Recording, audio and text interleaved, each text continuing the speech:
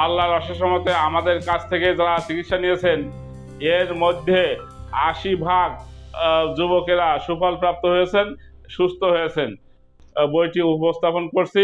বইটি হচ্ছে হোমিওপ্যাথিতে যৌন দুর্বলতার চিকিৎসা। এই ব্যস্ততার ভিতরেও আমি এই বইটি লিখেছি যাতে সবাই উপকৃত হয় এবং নবীন ডাক্তারও উপকৃত হয়। যৌন দুর্বলতার উপরে ৪২টি ওষুধ আমি তুলে ধরেছি।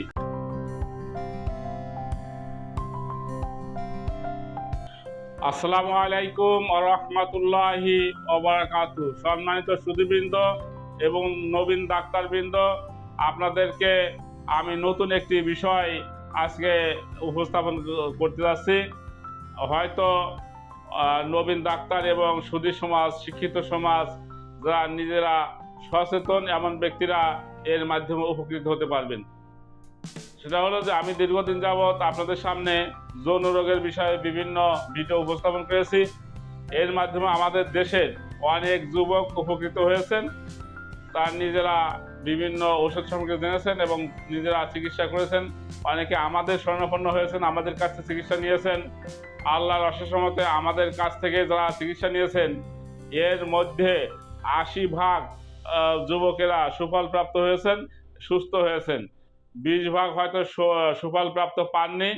আর একজন ডাক্তারের কাছে সবাই সুস্থ হবে এমনটি আশা করা যায় না। বিভিন্ন কারণে এর ভিতরে ব্যর্থতা রয়েছে। একটা হলো রোগীরও হয়তো সমস্যা রয়ে গেছে, ভিতরে জটিল রোগ রয়ে গেছে, এর কারণে হতে পারে। আর বিভিন্ন ওষুধ খাওয়ার ব্যতিক্রমেও হতে পারে।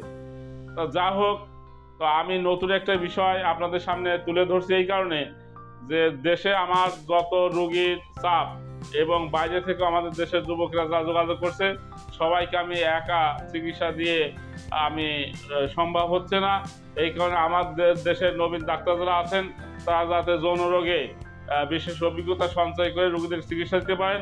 তাছাড়াও শিক্ষিত সমাজ যারা নিজেরা সচেতন এবং যৌন বিষয়ে সচেতন তারা যাতে নিজেরাও নিজেদের সমস্যাটা সমাধান করতে পারে, এই জন্য আপনাদের সামনে আমি নতুন একটি বিষয় আমাদের এই বইটি উপস্থাপন করছি। বইটি হচ্ছে হোমিওপ্যাথিতে যৌন দুর্বলতার চিকিৎসা। এই ব্যস্ততার ভিতরেও আমি এই বইটি লিখেছি যাতে সবাই উপকৃত হয় এবং নবীন ডাক্তারও উপকৃত হয়। তো বইটির ভিতরে আমি কি কি বিষয় উল্লেখ করেছি, বইটির বিষয় আপনার যে বিষয়গুলো পাবেন ১ থেকে ৮০ পৃষ্ঠা পর্যন্ত যৌন রোগ কি, কেন হয় এবং তার জটিলতা এই বিষয় নিয়ে উল্লেখ করেছি।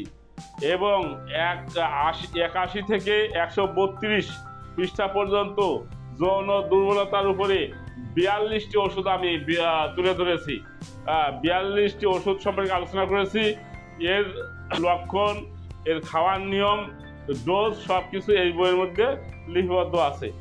এবং ১৩৩ থেকে ১৪০ পর্যন্ত যা মাদার টিংচার, আমরা অন্য রোগে তো মাদার টিংচার বেশি ব্যবহার করি না, শুধুমাত্র যৌন রোগের ক্ষেত্রে ডাইলুশনের মাধ্যমে চিকিৎসা করতে অনেক সময় লেগে যায়।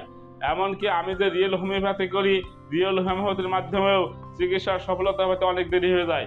এই সময় যুবকরা অনেক বিব্রত হন, কারণ তো অনেকের স্ত্রীর সাথে সমস্যা থেকে স্ত্রী চলে যেতে চায়, নতুন বিবাহ করছে, আনন্দ করতে পারছে না।